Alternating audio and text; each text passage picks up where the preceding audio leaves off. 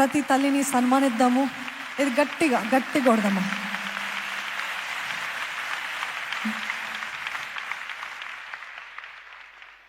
ఈరోజు క్లుప్తంగా నేను చెప్పి ముగిస్తాను. కొన్ని మాటలు ఇది కుటుంబ విషయాల్లాగా చెప్తాను. It's not like a formal sermon లాగా కాదు, కానీ కుటుంబ విషయాలుగా కుటుంబంగా మనమందరము మాట్లాడుతున్నట్టు కొన్ని జ్ఞాపకాలు, కొన్ని హెచ్చరికలు వాక్యాన్ని ఆధారం చేసుకుంటూ మనల్ని మనము బలపరుచుకుంటూ ప్రోత్సహించుకుంటూ ముందుకు వెళ్దాము. మొట్టమొదటిసారిగా మదర్స్ డే అనేది 1914 సంవత్సరం 1914లో దే హ్యావ్ డిక్లేర్డ్ ఒఫిషియలీ. ఇది ఈ సంవత్సరం మొదలుకొని వీ విల్ సెలబ్రేట్ ఫలానా రోజున ఎవ్రీ సండే మదర్స్ డే అని ఒఫిషియల్గా డిక్లేర్ చేయడం జరిగింది. యానా జార్విస్ అనే ఒక స్త్రీ, ఒక యవనస్తురాలు తన తల్లి ప్రయాస, త్యాగము, కష్టము అన్నీ గుర్తెరిగి షీ రికగ్నైజ్డ్. కొన్ని సంవత్సరాలుగా షీ కెప్ట్ రిక్వెస్టింగ్ దెమ్. వాళ్ళ తల్లి మరణం తర్వాత ఇదిగో పలానా రోజు, ఎందుకంటే వారి తల్లి సండే స్కూల్ టీచర్. మొట్టమొదటిసారిగా మదర్స్ డే ప్రారంభించబడ్డది ఆలయంలోనే, మందిరంలోనే. ఈరోజు లోకమంతా సెలబ్రేట్ చేసుకుంటున్నారు, కానీ ఇక్కడ ప్రారంభించబడ్డది. ప్రతి తల్లి క్రీస్తు ప్రేమకి సాదృశ్యంగా నిలబడుతుంది. ప్రతి తల్లి కూడా దేవుని ప్రేమను కనపరిచే వ్యక్తిగా, she's like a shadow of Christ love. క్రీస్తు ఈ ప్రేమను కనపరిచే రీతిగా ప్రతి తల్లిని కూడా చేస్తాడని నేను నమ్ముతున్నాను. మీ తల్లులు ఉన్నట్లయితే వారికి ఒకసారి మనస్ఫూర్తిగా థ్యాంక్ యూ అని చెప్పండి. మొట్టమొదటిగా నాకు జన్మనిచ్చావు, నీకు థ్యాంక్ యూ. నువ్వు నన్ను జన్మించపోయి ఉంటే, నువ్వు నాకు జన్మం నివ్వకపోతే నేను ఉండేదాన్ని కాదని. దాని తర్వాత వారు చేసిన ప్రయాస, త్యాగం అన్నీ ఒక్కసారి ఈరోజు జస్ట్ వన్ రిమైండర్, ఒక గుర్తింపు అంతే, రికగ్నైజింగ్.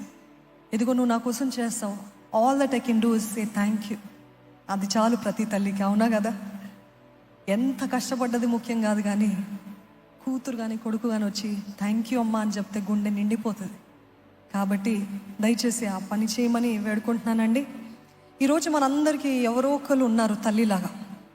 ఒకవేళ భౌతికంగా, లేకపోతే మీకు జన్మమిచ్చిన తల్లి లేదేమో, లేకపోతే జన్మమిచ్చిన తల్లి సరైన మాదిరిగా లేదేమో, కానీ ఎవరో ఒకరు ఒక తల్లి పాత్రను తీసుకున్నారని మీ జీవితంలో నేను నమ్ముతున్నానండి. ఒక అక్కనో, ఒక చెల్లినో, పెద్దమ్మనో, పిన్నినో, లేకపోతే ఎవరు స్కూల్ టీచరో, లేకపోతే ఎవరో ఒకరు తల్లిలాగా నన్ను ప్రేమించారు. ఒక పెద్ద కూతురికి, పెద్ద కుమార్తెకి గొప్ప బాధ్యత ఉంటుంది. ఏంటిది? నా చెల్లెళ్ళు, నా తమ్ముళ్ళు అందరినీ నేనే చూసుకోవాలి అని. సో ప్రతి పెద్ద కుమార్తె కూడా ఒక తల్లి పాత్రను తీసుకుంటుంది. కాబట్టి ఈరోజు మీ జీవితంలో ఎవరైనా తల్లి పాత్ర తీసుకున్నారు, ఆధ్యాత్మికమైన తల్లి అయితే, ఆధ్యాత్మిక తల్లులు ఆదరిస్తారు, హెచ్చరిస్తారు, తీసుకుంటారు, ప్రేమిస్తారు, గద్దెస్తారు, దేవుల్లో నడిపిస్తారు, సరైన త్రోవలో నడిపిస్తారు. కాబట్టి ఎవరో ఒకరు తల్లి పాత్ర మీ జీవితంలో తీసుకున్న వ్యక్తులు ఉన్నారు. కాబట్టి దయచేసి వారిని గుర్తించండి. అదే రీతిగా ఈరోజు నేను మాట్లాడబోయే అంశము తరాలు మర్చిపోలేని తల్లులు. ఏది మీరు చెప్తారా అండి? తరాలు మర్చిపోలేని తల్లులు, the mothers that generations can never forget. మొట్టమొదటిగా ఈ ప్రత్యేకమైన స్త్రీ గురించి మాట్లాడాలని ఆశపడుతున్నాను. ఆమె దేశానికే తల్లిగా పిలువబడిన స్త్రీ. అంత గొప్ప భాగ్యము బైబిల్ ఇంక ఎవరికి రాలేదు. కానీ దేశానికే తల్లి అని పిలువబడిన ఒక స్త్రీ ఉంది. తన పేరు దెబోరా. ఎవరండి? దెబోరా. ఈ మాట చదువుదాము. న్యాయాధిపతుల గ్రంథము 4వ అధ్యాయము 4వ వచనం. న్యాయాధిపతుల గ్రంథము 4వ అధ్యాయము 4వ వచనము. ఆ కాలమున లఫిదోతునకు భార్య అయిన దెబోరా అను ప్రవక్త్రి ఇశ్రాయేలుకు న్యాయాధిపతిగా ఉండెను. అంతవరకు చాలండి. ఈ ఒక్క వచనంలో 3 పాత్రలు చూస్తాం. మొట్టమొదటికి ఏంటిదండి? భార్య, లపిదోతునకు భార్య. రెండో పాత్ర ఏంటంటే ప్రవక్త్రి, షీ వాజ్ అ ప్రాఫిటెస్. మూడవది ఏంటిదంటే న్యాయాధిపతి. ఒక స్త్రీ న్యాయాధిపతిగా ఉంది. ఈ 3 పాత్రలు చూసినట్లయితే డొమెస్టిక్ రోల్ భార్య, ఇంటి పాత్ర, గృహ పాత్ర భార్యగా, ఆధ్యాత్మిక పాత్ర ఒక ప్రవక్త్రిగా, ఇంకా లోకానుసారంగా చూసినట్లయితే రాజకీయ పదవి, షీఈ్ అ పొలిటికల్ జడ్జ్. ఈ 3 పాత్రలు ఒక్క స్త్రీ ధరించిందండి. She is an unusual woman. She is not like every other woman. అటు భార్య పాత్ర వహిస్తుంది, అటు న్యాయాధిపతి పాత్ర వహిస్తుంది, అదే రీతిగా ఆధ్యాత్మికంగా ప్రవచించే స్త్రీ. షీఈస్ అ ప్రాఫిటెస్. ఇవన్నీ కాక ఆమెకి సొంతగా తన గర్భమున పుట్టిన బిడ్డలు ఉన్నారో లేదో మనకైతే వాక్యంలో ఎక్కడ రాయబడలేదు, కానీ ఆమెకి మాత్రం బిరుదొచ్చింది దేశానికి తల్లి. She's a mother of a nation. అది కూడా మామూలు దేశం కాదు, ఇజ్రాయేల్ దేశం, వాగ్దానపూర్వకమైన దేశానికి she's called the mother of the nation. ఎన్ని పాత్రలు యొక్క స్త్రీ ధరించింది, ఎలాగ వచ్చింది? మొట్టమొదటి ఎలా వచ్చిందంటే, దీని బిహైండ్ బ్యాక్ స్టోరీ చూడాలని అంటే, ఇశ్రాయేలీయులు చాలా క్లిష్టమైన పరిస్థితుల్లో ఉన్నారండి. చాలా భయంకరమైన పరిస్థితులు. కనానీయులు వారి ప్రాంతాన్ని అంతా కూడా చుట్టుముట్టి, ఆ శత్రు సైన్యములు. ఎందుకు కనానీయులు వచ్చారు? ఎందుకు దేవుడు కాపాడలేదా? కాదు, దేవుడు కాపాడాడు. దేవుడు అన్ని ప్రయత్నాలు చేశాడు. కానీ వీరు మరలా తిరుగుబాటు చేస్తూ, విగ్రహారాధన చేస్తూ, ఇది చేస్తూ దేవుడికి విధేయులుగా లేకున్నప్పుడు దేవుడు ఏం చేస్తాడు? కనానీయులు అనుమతించాడు. మన జీవితంలో కూడా మనము లోబడనప్పుడు శత్రు సైన్యము దూసుకొని వస్తుంది మన చుట్టూ. ఇక్కడ కూడా శత్రు సైన్యము దూసుకొని వచ్చినప్పుడు చుట్టూ అంతా కూడా వాళ్ళు స్వాధీనపరుచుకున్నారు. ప్రతి హైవే, ప్రతి రోడ్, ఇవన్నీ కూడా చేసేసారు. అట్లాంటి సమయంలో ఏం జరిగింది? ఈ ఇశ్రాయేల్ దేశం అంతా కూడా ఎంతో భయముతో, బాధతో, వేదంతో, అలసటతో, ప్రయాసతో ఉన్నారండి. అట్లాంటి సమయంలో ఇక్కడ రాయబడి ఉంటుంది చూడండి, న్యాయాధిపతులు 5వ అధ్యాయము 6వ వచనం, 6 నుండి 9 చదువుదామా. అనాతు కుమారుడైన షమ్గారు దినములలో, యాయేలు దినములలో రాజమార్గములలో ఎడారులు ఆయెను. ప్రయాణస్తులందరూ చుట్టు త్రోవల్లో నడిచిరి. ఇజ్రాయెల్ అధిపతులు లేకపోయిరి. దెబోరా అను నేను రాకమునుపు, ఇజ్రాయెల్లో నేను తల్లిగా ఉండకమునుపు వారును లేకపోయిరి. అంతవరకు చాలండి. ఇశ్రాయేలులో నేను తల్లిగా నుండక మునుపు అని ఇక్కడ తెలుగులో రాయబడి ఉంది, కానీ ఇంగ్లీష్లో అయితే ఇదే మాట ఇంగ్లీష్లో చూసినట్లయితే, I arouse as a mother of Israel. I arouse. ఎవరో తనని ప్రేరేపించలేదు.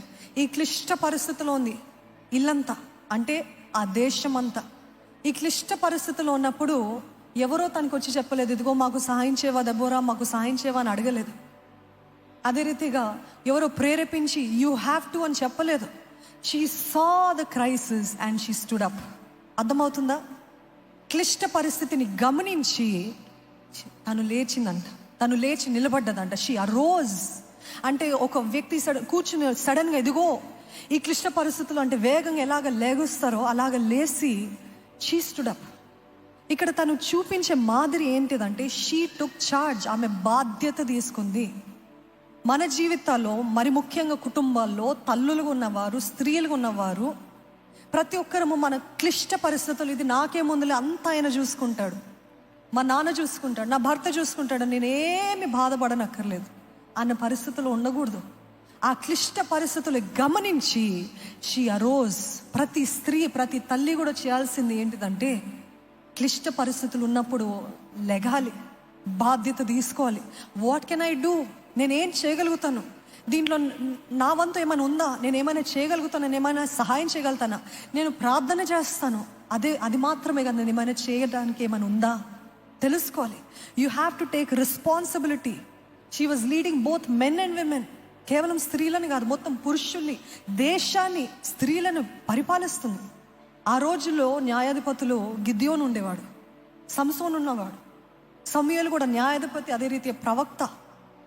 అట్లాంటి సమయాల్లో వారందరూ రాజులుగా ఎంచేవారు. ఎందుకంటే అప్పుడు రాజులు లేరు, న్యాయాధిపతులే తీర్పు తీరుస్తారు. న్యాయాధిపతులు ఏ తీర్పు అయితే తీరుస్తారు అదే ఫైనల్ వర్డ్. అదే స్థానంలో ఇప్పుడు ఒక స్త్రీ Deborah, she stood as a judge. Because అందుకనే దేవుడు తనని ఎన్నుకున్నాడు అనుకుంటానండి. ఎందుకంటే షీ వాజ్ రెస్పాన్సిబుల్, బాధ్యత కలిగింది. ఏమైనా క్లిష్ట పరిస్థితి, ఒక క్రైసిస్ కనపడిన వెంటనే షీ రియాక్టెడ్, షీ యాక్టెడ్. చాలామంది మనం అందరం ప్యాసివ్గా ఉంటాము, నాకు అక్కర్లేదులే, నా వంతు ఏముందిలే అని అంటాం. But God always notices. అందుకని పేతుర్ని చూసినట్లయితే చాలా చక్కటి స్వభావం. ఎప్పుడు ఏది అడిగినా వెంటనే ముందున్నవాడు ఎవరు అని అంటే పేతురు. అందుకనే దేవుడు ఇదిగో ఇక్కడ కట్టబడుతుంది, ఈ రాయి పైన కట్టబడుతుంది అని చెప్పాడు. ఈరోజు మనం కూడా మన జీవితంలో క్రైసిస్ ఉన్నప్పుడు వెంటనే యూ హ్యావ్ టు రియాక్ట్. భౌతికంగా కార్నల్ రియాక్షన్ కాదు, మన ఇష్టం వచ్చినట్టు కాదు, వాక్యానుసారంగా ఆత్మానుసారంగా నడిపించబడుతూ నేనేం చేయగలను. మొట్టమొదటిగా చేయాల్సింది ప్రార్థన. మొట్టమొదటిగా దేవుని సన్నిధిలో గోజాడి ప్రార్థన మొరపెట్టాలి. దాని తర్వాత ప్రార్థన చేసిన ఇంకేం చేయనక్కర్లే, కాదు చేయాలి. చేయాల్సిన బాధ్యత మన పైన ఉందండి. ఈరోజు ఇళ్ళల్లో కూడా కుటుంబాల్లో కూడా ఏమైనా కనబడుతున్నట్లయితే దయచేసి వెంటనే నేనేం చేయగలుగుతున్నాను, you have to take the initiative. దెబోరాని చూసినప్పుడు 3 విషయాలు చేసిందండి. మొట్టమొదటిగా తను ఎటువంటి పాత్ర వహించిందంటే, ఎక్కడైనా గొడవలు మనస్పర్ధాలు, she settled disputes, she resolve conflicts. ఏమైనా సమస్యలు, గొడవలు, మనస్పర్ధాలు వచ్చినాయి అంటే ప్రతి ఒక్కరికి తీర్పు తీర్చి ఏది న్యాయం ఏది సరి చెప్పి ఆ తీర్పు తీర్చి ఆ గొడవలు అక్కడికక్కడ ఆపేసేది. Her role is to stop conflicts. ఈరోజు మన కుటుంబాల్లో కూడా చూసినట్లయితే ప్రతి తల్లి బాధ్యత, కుటుంబంలో గొడవలు రేగుతున్నాయి, కుటుంబంలో ఎవరో ఎక్కడో మనస్పర్ధాలు వస్తున్నాయి, మొట్టమొదటిగా చేయాల్సింది ఏంటంటే I need to sort this out. చాలామంది తల్లులు, ఐఎమ్ నాట్ అండర్మైనింగ్ ఎనీబడి, ఎవరిని కూడా తక్కువ చేసి మాట్లాడలేదు, కానీ చాలామంది నేను చూసినంత వరకు కొంతమంది ఉన్నారు. ఎవరు అంటే గొడవలు అవుతుంటే కరెక్ట్, నువ్వు చేసిందే కరెక్ట్, వాడు ఎప్పుడు అంతే. మీ చెల్లికి లేకపోతే వాళ్ళ కొడుకులకి కుమార్తెలకి గొడవలు అవుతుంటే ఒక్కవైపే మాట్లాడుతూ ఇంకొకరిని తక్కువ అంచనా వేస్తూ, అవును నువ్వు చేసింది కరెక్ట్, వారు ఎప్పుడు తప్పే, వాడి బుద్ధి అంతా, వాడి స్వభావమే అంతా అని ఒకరిని కించపరుస్తూ ఇంకొకరిని ఘనపరుస్తూ మాట్లాడుతూ ఉంటే ఆ గొడవ అక్కడితో ఆగదు, కానీ ఇంకా రేగుతూ ఉంటుంది. తల్లి చనిపోతుంది, కానీ ఆ బిడ్డల మధ్యలో ఆ గొడవలు కొనసాగుతూనే ఉంటుంది. అవునా? ఒక తల్లి పాత్ర ఏంటిదంటే, ఇద్దరు గొడవ పడుతున్నప్పుడు నేను ఎలాగ ఆపాలి, ఇద్దరి మధ్యలో భేదాలు వస్తున్నావు నేను ఎలాగ విని మరలా కలపాలి, ఈ ప్రేమ ఎలాగ పురికొల్పాలి, ఐక్యత ఎలాగ రావాలి వీరి మధ్యలో అని ప్రార్థన పూర్వకంగా జ్ఞానముతోటి షీ విల్ రిజాల్వ్ కాన్ఫ్లిక్ట్స్. ప్రతి గొడవని, ప్రతి మనస్పర్ధాన్ని చేస్తుంది, ఆపివేస్తుందండి. ఇంకోటి చూస్తాం, తరతరాలుగా మీ తల్లియో మీ తండ్రియో ఎవరితోటో భేదాలు ఉన్నాయి, బంధువులో స్నేహితులో ఎవరో లేకపోతే కుటుంబస్తులో, వారికున్న మనస్పర్ధాలు, వారికున్న భేదాలు ఏం చేస్తారు, బిడ్డల పైన రుద్దుతారు. ఎలాగ రుద్దుతారు? ఏమంటారంటే, ఇదిగో మనకి వారికి పడదు, నువ్వు మాట్లాడద్దు, మనకి వారికి తగదు, నువ్వు మరలక వారితో కలవద్దు, నువ్వు మాట్లాడవంటే ఇంక నీ ముఖం చూడను. ఇటువంటి బెదిరింపులు వింటూ ఉంటాం కదా. ఎందుకు? బిడ్డలకి వారితో ఎటువంటి గొడవ లేదు, కానీ తరాలుగా వచ్చినది అంటే ఇన్హెరిటెడ్ బ్యాటిల్స్. తల్లిదండ్రులు ఏదో పోరాటంలో ఉంటే అదే పోరాటము బిడ్డలకి ఎరగకపోయినప్పటికీ వారు పొందుకుంటున్నారు. ఎందుకంటే మా తల్లిదండ్రులు వారితో సరిలేరు, మేము కూడా ఉండొద్దు అని చిన్నప్పటి నుండే విషం ఎక్కిస్తూ, చిన్నప్పటి నుండి ఆ బిడ్డలు ఆ విషం ఎక్కిస్తూ, ఇదిగో వారు మనకు తగరు, వారితో మాట్లాడద్దు, వారితో ఎప్పుడు మనకి భేదాలే, వారితోటి శత్రుత్వము ప్రారంభిస్తారండి. అవసరం లేదు. మీకు ఎవరితోటైనా, తల్లిదండ్రులకి ఎవరితోటైనా ప్రాబ్లం ఉంటే మీకు అయినది, అది బిడ్డల పైన రుద్దటం ఏమాత్రము సరికాదు. బిడ్డలు కూడా దాన్ని స్వీకరించడం, ఆ విషయము, ఆ శత్రుత్వం పెట్టుకోవడం ఏమాత్రం సరైంది కాదు. ఒక తల్లి గొడవలు ఉంటే ఆ గొడవలి, ఆ మనస్పర్ధాల్ని చల్లార్చే పరిస్థితిలో, చల్లార్చే స్థితిలో ఉండాలి. ఇంకో బాధ్యత ఏం చేసింది అని అంటే, Deborah, she inspired and motivated God's people. దేవుని ప్రజల్ని ప్రేరేపించింది, దేవుని ప్రజల్ని ప్రోత్సహించింది. ఇక్కడ చూసినట్లయితే న్యాయాధిపతుల గ్రంథము 5వ అధ్యాయము 2వ వచనంలో చూసినట్లయితే, ఇజ్రాయేలీయుల్లో యుద్ధశాలను ధైర్యము కనబరిచిరి, ప్రజలు సంతోషముగా సిద్ధపడిరి, యెహోవాను స్తుతించుడి. ఇదే వాక్యము ఈజీ రీడ్, తెలుగులో కూడా ఈజీ రీడ్ వర్షన్ అని ఉంటుందండి. దాంట్లో ఎలాగుంటుందంటే, ఇశ్రాయేలు మనుషులు యుద్ధానికి సిద్ధమయ్యారు, యుద్ధానికి వెళ్ళేందుకు ప్రజలు స్వచ్ఛందంగా ముందుకు వచ్చారు, యెహోవాను స్తుతించుడి. ఎందుకు ముందుకు వచ్చారు, ఎలాగ ముందుకు వచ్చారు, ఎందుకు ముందుకు వచ్చారు అంటే, అప్పటి వరకు భయాక్రాంతులైన వీరందరూ ఎంతో భయముతోటి నింపబడి ఉన్నారు. కానీ దెబోరా లేచిందని చెప్పాను కదా, I as a mother of Israel I arouse అని చెప్పింది కదా. She arouse and she inspired, she encouraged, she motivated people to go for war. ఇదిగో ఇది దేవుని యుద్ధము, దేవుడు మనతోడు ఉన్నాడు, నిశ్చయంగా మనం చేయాలి అని ప్రోత్సహించింది. అప్పుడు అక్కడున్న పెద్దలు, ప్రజలు వారందరూ కూడా సిద్ధపడ్డారంట, సంతోషంగా ముందుకు వెళ్ళారంట.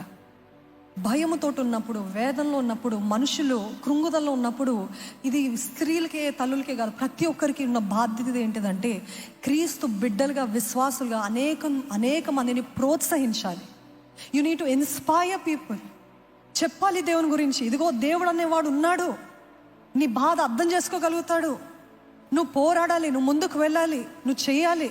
నేను పొద్దున్న చెప్తూ వచ్చాను, నాకు చేత కాదు, నేను చేత కాదని చెప్పాను నా భర్త గారితో. నేను పాడలేను, నేను వెనకాల ఉంటాను, I don't want to be అని చెప్పానండి అనేక సంవత్సరాల ముందు. నేను బిడ్డల్ని చూసుకుంటాను, మీరు చేయండి, నేను I just be a support for you అని చెప్పాను. అట్లాంటి పరిస్థితుల్లో ఆయన ముందుకు నెట్టుతూ no you can do it అన్నారు. అదే రీతి 2020 ఇయర్లో సంవత్సరంలో లాక్డౌన్ టైంలో ఆయన అడిగారు, యూ హ్యావ్ టు, ఇంకా ప్రతి వెన్స్డే నువ్వు you have to share the word of God, you have the gift, use it, దేవుడి కోసం వాడు, అనేక మందిని ప్రోత్సహించు, బలపరచు అంటే నిజం పొద్దున కూడా చెప్తూ వచ్చాను. ఇట్లా 2 చేతులు పెట్టి నేను చెయ్యనంటే చెయ్యను అని చెప్పాను. అని చెప్తే no you have to do it అన్నారు. ఇంకా అది మొదలుకొని the rest is history.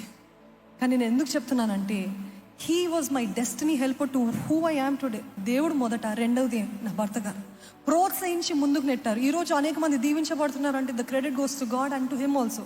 Because ఆయన నన్ను మౌనంగా కూర్చోమని ఉంటే అవకాశం ఉండేది కాదు. ఈరోజు మన జీవితాల్లో కూడా some people don't know what they have. వాళ్ళలో ఉన్నది ఏంటో వాళ్ళకి తెలీదు, వారు గుర్తెరగరు. ఎంతసేపు మనుషుల అబద్ధాలు, మనుషుల మాటలు, చిన్నప్పటి నుండి పెరిగిన విధానము, దాన్ని బట్టే వారు పెరిగారు కాబట్టి నాకేం లేదు, ఇది లేదు అని అంటూ ఉంటారు. అట్లాంటి సమయంలో దేవుడు కొంతమందిని ప్రేరేపించి పంపిస్తాడు, లేకపోతే మిమ్మల్ని ప్రేరేపించి ఫలానా వ్యక్తిని బలపరచు అని చెప్తున్నాడేమో, వాళ్ళు చేయగలుగుతారని చెప్పు అని చెప్తున్నాడేమో. Then you will become their destiny helper. ఇదే రీతిగా దెబోరా కూడా వారందరూ భయక్రాంతులుగా ఉన్నప్పుడు, బిగిసిపోయి ఉన్నప్పుడు, మాకు చేత కాదు, పురుషులు, Barak commander of the army, he said నాకు భయం వేస్తుంది, నేను వెళ్ళలేను, నేను పోరాడలేను. She arose, she said you can do it, నువ్వు చేయగలుగుతావు, నువ్వు జయించగలుగుతావు, మనం అందరం కలిసి ఉంటే మనం జయిస్తాము, దేవుడు మన తోడున్నాడు. She inspired. ఈరోజు ప్రతి తల్లి కూడా బిడ్డల్ని ప్రేరేపించాలి, ప్రోత్సహించాలి. లోకం కోసం కాదు, వ్యాపారం చేయడం అవన్నీ very good if is doing good. కానీ మొట్టమొదటిగా ప్రతి తల్లి ప్రేరేపించాల్సింది ఏంటంటే దేవుని ఆలయంలో పరిచర్య చేయి, దేవుడి కోసం ఏమైనా చేయి, దేవుడి కోసం పని చేయి. నీ తలాంతులు ఉంటే వాడు, నీ ధనం ఉంటే ఇవ్వు. తల్లులే ఇస్తారంట, తండ్రులే ఇస్తారంట ఆఫరింగ్ బాక్స్లో డబ్బులు. బిడ్డలకి నేర్పించరే. బిడ్డలకి ఎప్పుడైనా చేతికి ఇదిగో నువ్వు వెయ్యి. ఆ చిన్న వయసులో ఆ బిడ్డ నేర్చుకున్నప్పుడు పెద్ద అయిన తర్వాత డబ్బులు విలువ లేదు, డబ్బులు వ్యర్థము, మొట్టమొదటిగా దేవునికి ఇవ్వాలని నేర్పించాలి. మీరు ప్రోత్సహిస్తేనే బిడ్డలు నేర్చుకుంటారు, మీరు చెప్తేనే నేర్చుకోగలుగుతారండి. చాలామంది పిల్లలు కూడా అలాగే ఉన్నారు, వారికి ఏం తెలియని పరిస్థితుల్లో ఉన్నారు. కానీ తల్లులు ప్రోత్సహించినప్పుడు, ప్రేరేపించినప్పుడు, తల్లులు చెప్పినప్పుడు, తల్లిదండ్రులు చెప్పినప్పుడు బిడ్డలు నేర్చుకుంటారు. అప్పుడు ఇక్కడ సంతోషముగా సిద్ధపడ్డారంట, సంతోషంగా ఇచ్చారంట, ముందుకు వచ్చారంట. ఈరోజు ప్రతి తల్లి, ప్రతి తండ్రి, ప్రతి ఒక్కరు చేయాల్సింది ఏంటిదంటే you have to encourage, you have to.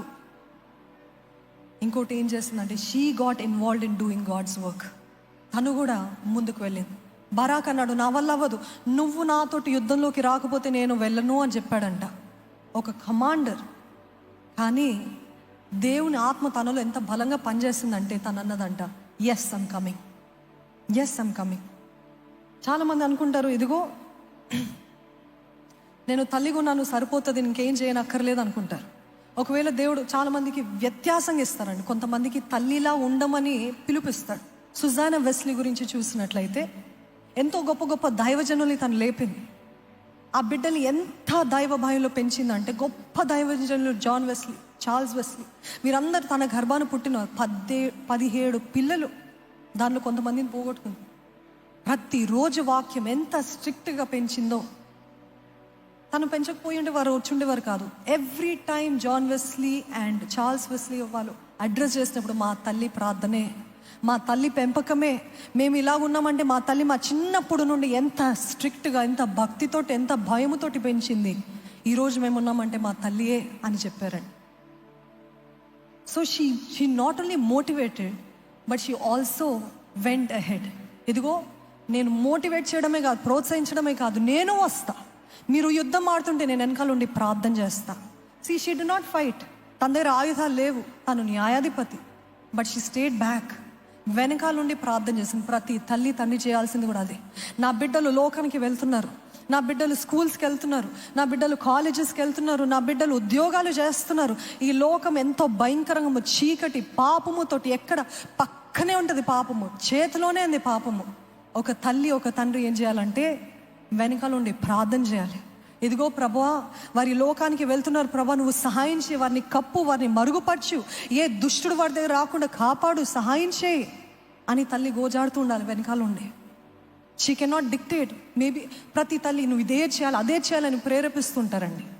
ప్రేరేపించడం మంచిది కొన్ని సంవత్సరాల వరకు, until he or she is grown. అప్పటి వరకు తల్లి యొక్క తండ్రి యొక్క ఆధీనంలో ఉండాలి బిడ్డలు. కానీ వారు వయసు దాటిన తర్వాత కూడా అన్నీ నేను డిక్టేట్ చేయాలి, నేను కంట్రోల్ చేయాలంటే కుదరదు. అట్లాంటి పరిస్థితుల్లో తల్లి ఏం చేసి తెలుసా, వెనకాల ఉండి ఇదిగో నా బిడ్డ పెద్దవాడయ్యాడు, నా కుమార్తె పెద్దదైంది, ఎన్నో శోధనలు, ఎన్నో టెంప్టేషన్స్, ఎన్నో లోకానుసారమైన కార్యాలు, వ్యక్తులు, స్నేహితులు ఉన్నారు, ప్రభా కాపాడయ్యా, బిడ్డల్ని కాపాడు ప్రభా. వారు ముందు పోరాడుతున్నారంట ఇశ్రాయేలీలు కనానీయులతో. దెబోరా వెనకాల ఉండి కూర్చుని ఉంది అన్నాడు. She was there, her presence was there. ప్రతి తల్లి కూడా చేయాల్సింది ఏంటిదంటే, yes I have to pray, నేను వెనుకలో ఉండి ప్రార్థన చేయాలి. ఇంకొక తల్లి, తరాలు మర్చిపోలేని తల్లి, ఇంకొక తల్లి ఉంది, ఒక కేటగిరీ. ఎవరు అని అంటే అందుబాటులో లేని తల్లులు, అంటే యాబ్సెంటీ మదర్స్. పిల్లలు పెరిగేటప్పుడు తల్లులు పనులకు వెళ్తారు కదా, ఉద్యోగాలకు వెళ్తారు కదా, డబ్బులు కొన్నిసార్లు భర్త ఎంతో ద్రోహం చేసి భార్యని బిడ్డలు వదిలేసినప్పుడు ఇంకా తల్లికి దిక్కులేక బిడ్డల్ని పోషించడం కోసము పనులకు వెళ్తారు. కొంతమంది తల్లులు, మరి ముఖ్యంగా ఈ తరంలో, I'm addicted to work, I'm a career girl, I'm a career woman, very good, so I cannot be with my child. నేను కొన్ని నెలలే ఉండగలుగుతాను, పుట్టిన వెంటనే 6 నెలలు ఉంటారు, దాని తర్వాత మళ్ళీ వర్క్ అంటారు. నేను ఇందాక కూడా ఒక సహోదరితో చెప్తూ, డబ్బులు ఎప్పుడైనా సంపాదించవచ్చు, ఆ బిడ్డలు వయసు దాటితే మాత్రం ఆ వయసు మరలా రాదు. ఆ సమయము, ఆ అన్యోన్య సంబంధము బిడ్డలతో అది ఎప్పుడు కూడా రాదు. ఒకవేళ ఇట్ ఈస్ అ మస్ట్ అని అంటే తప్పనిసరి అంటే పని చేయండి. లేదు నా భర్త నన్ను చూసుకోగలడు, మాకు డబ్బులు తక్కువైనా పర్వాలేదు, నేను తల్లిగా నా బిడ్డతో ఉండాలని ఆశపడుతున్నానంటే దేవుడు చూస్తున్నాడు, దేవుడు గౌరవిస్తున్నాడు, దేవుడు అన్ని రీతిలుగా మిమ్మల్ని పోషిస్తాడని నమ్మండి. ఎందుకంటే నేను అనేది తల్లి పాత్ర ఒక మినిస్ట్రీ. నమ్మిన వారు ఉంటే హల్లెలూయా అని చెప్తారా?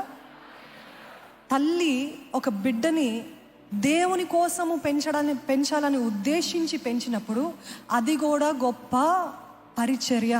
తను మైక్ పట్టుకునక్కర్లేదు, తను పాటలు పాడనక్కర్లేదు, తను అందరిలాగా ఊడ్చే పరిస్థితిలో లేదేమో, అన్ని సర్దిపెట్టే పరిచర్య చేసే స్థితిలో లేదేమో, ఎందుకంటే తను ఒక్కతే చూసుకుంటుందేమో.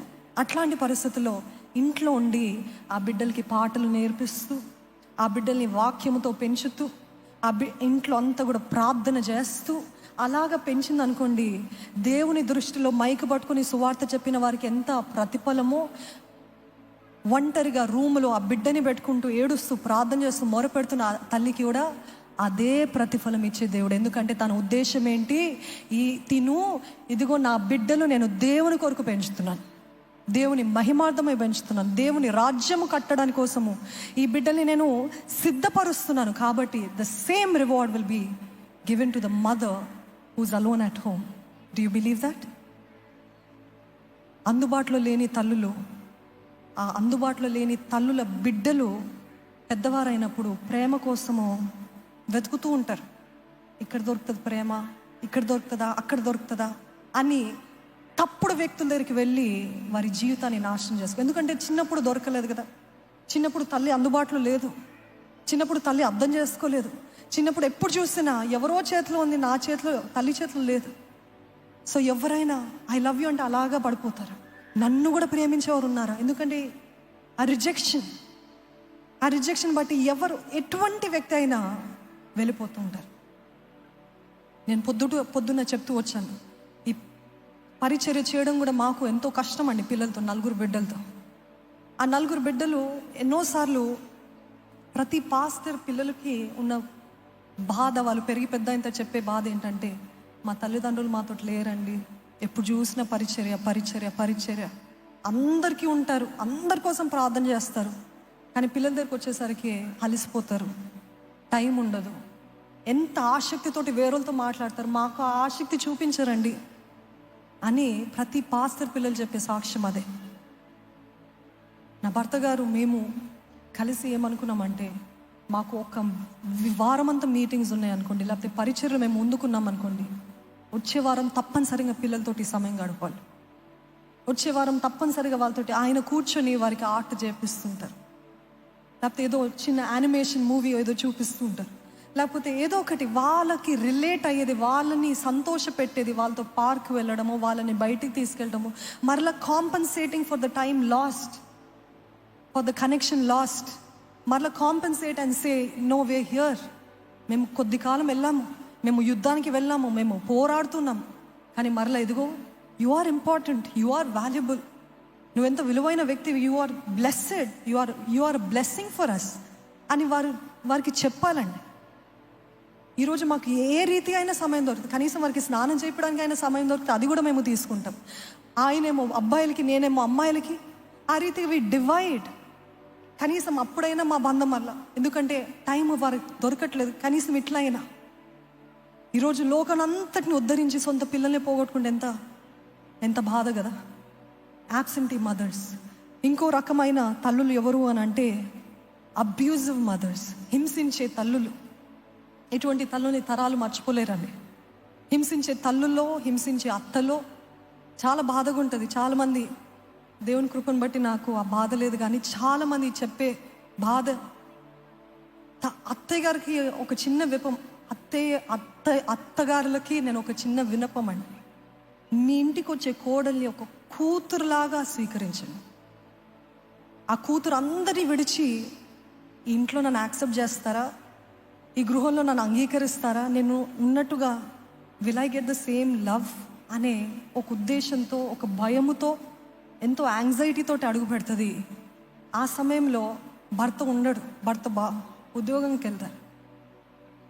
అత్తగారేమో అదే ఛాన్స్ అని చెప్పి ఎన్నో రీతిలుగా అబ్యూజ్, హింసించడం. ఆ బిడ్డకి ఎటు పోవాలి, అటు తల్లిగారి దగ్గరికి వెళ్ళలేను, నా భర్త వచ్చే వరకు వెయిట్ చేయలేను, ఏమని చెప్పాలంటే ఏమైనా గొడవలు అవుతాయి అనే పరిస్థితుల్లో చాలామంది కోడలు వేదన, బాధ. అత్తగారులకు అందరికీ క్రీస్తు యేసు ప్రేమని, ఆ కూతురు ఇంకా తిను పరాయి స్త్రీ కాదు, తిను నా కుమారుడు భార్య కాబట్టి, వారిద్దరు ఏక శరీరం కాబట్టి తిను నా కూతురే అని అంగీకరించే అత్తగారులు ఉన్నట్లయితే ప్రతి కుటుంబము పరలోకమే. హల్లెలూయా. ప్రతి కుటుంబంలో పరలోకమే ఉంటుందండి. అదే రీతిగా కోడలు, ఈ తరంలో కోడలు అసలు లోబడరు, అత్తగారులకి లోబడరు, ఎవరికి లోబడరు, గౌరవం చూపించరు.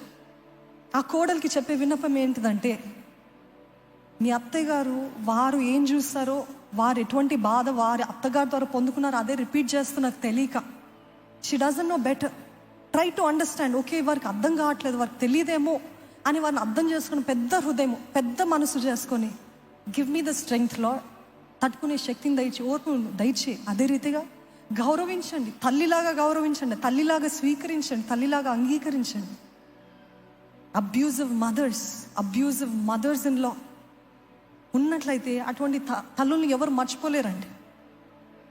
ఒకవేళ ఒక తల్లి మిమ్మల్ని భౌతికంగా కొట్టలేదేమో, కానీ మాటల చేత అబ్యూజ్ చేసిందేమో, మాటల చేత హింసించింది. నువ్వు దేనికి పనికిరాని వ్యక్తిగా ఉంటావు, నా కడుపున చెడబుట్టావు, నువ్వు నా జీవితంలో నేను ప్లాన్ చేసుకోలే, నువ్వు unplanned చైల్డ్వి.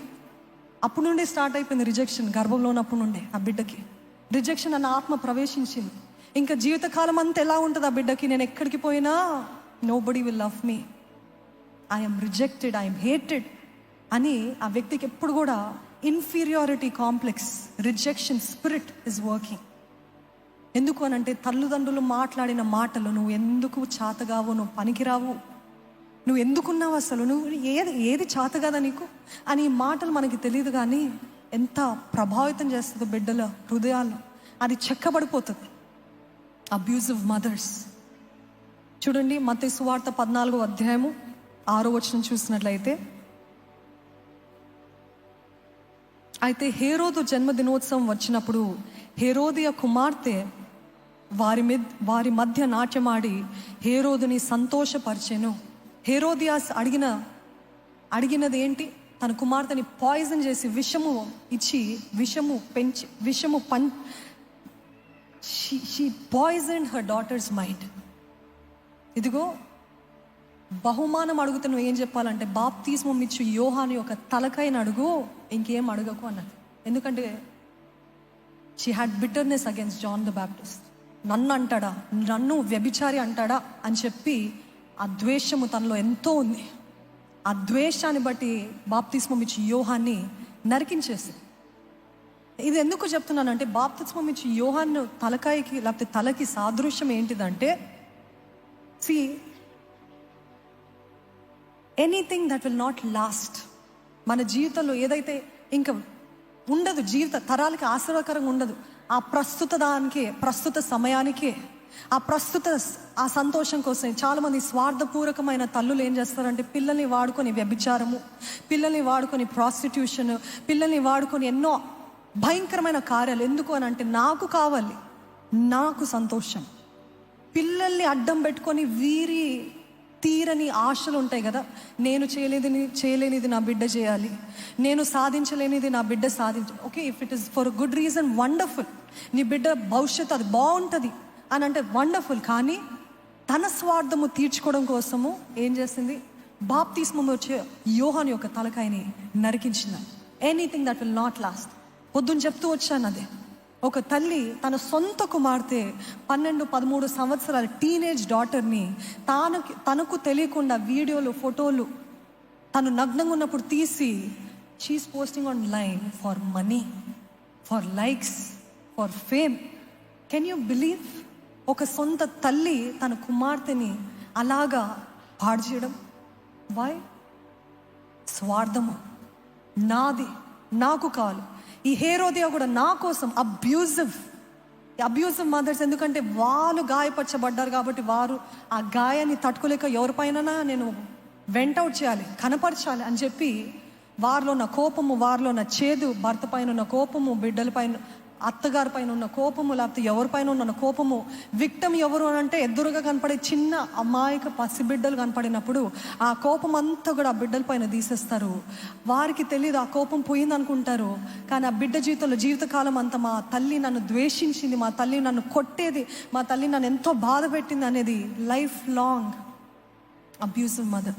Physically, mentally, emotional abusive mothers. ఇంకొకరు ఎవరు అని అంటే, 4వ రకమైన తల్లులు ఎవరు అని అంటే పర్మిసివ్ మదర్స్. అనుమతించే తల్లులు. చూడండి, ఈ రోజుల్లో మనం చాలామందిని చూస్తుంటాము. ఎటువంటి తల్లులు అంటే, నువ్వు ఏం చేసినా పర్వాలేదులే, కూతురికి 27 సంవత్సరాలు వచ్చింది, 25 సంవత్సరాలు వచ్చింది, వంట రాదు, కనీసం టీ కూడా పెట్టడం రాదు, నువ్వు కూర్చున్నా, నేను చేస్తా కదా, నువ్వు కూర్చో, నీకు రాదమ్మా, నీకు రాదంటే నేర్చుకో అని చెప్పాలి, ప్రోత్సహించాలి, ప్రేరేపించాలి కదా. నో, నువ్వు కూర్చో, నేను చేసి పెడతా. మరి నాకు పెళ్లి సంబంధాలు ఎందుకు చూస్తున్నారు? అప్పుడు నేర్చుకోవచ్చు, అక్కడికి వెళ్ళిన తర్వాత నేర్చుకోవాలా? వివాహం అవుతున్నప్పుడు సిద్ధపడాలి కదా. కనీసము ఇదిగో నా భర్తని సంతోషపెట్టాలి, వెళ్ళే వారిని సంతోషపెట్టాలి, నేను నేర్చుకోవాలి, పని నేర్చుకోవాలి, నేను చురుగ్గుండాలి. ఇదిగో నువ్వు చురుగ్గుండాలి. హెబ్రీ స్త్రీలు అంటే చురుగ్గున్నారంట, పిల్లలు వెంటనే కానేసేవాళ్ళంట. ఐగుప్తీయులకి అర్థమయ్యేది కాదు. ఈరోజు మనం విశ్వాసులు అందరూ ఐగుప్తీయులాగా తయారయ్యారు.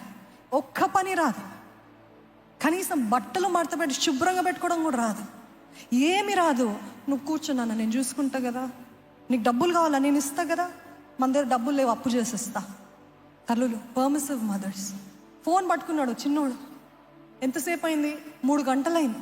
3 గంటలే, పర్లేదు, కూర్చో, ఏం బాధ లేదు. ఎందుకంటే నా వంట అవ్వాలి కదా, నా పని అవ్వాలి కదా. మళ్ళీ నువ్వు నన్ను మధ్యలో డిస్టర్బ్ చేస్తుంటే నాకేం పనులు అవ్వవు, నువ్వు కూర్చో. సరే, ఫోన్ లాగేద్దామని ట్రై చేస్తే వాడు పోరమని ఏడ్చాడు, దొర్లి కొట్టుకుంటూ ఏడ్చాడు. తల్లి ఏమంటే, అయ్యో అట్లా ఏడవద్దు నాన్న, చచ్చిపోతావు ఏడుస్తే అని ఫోన్ ఇచ్చేస్తుంది.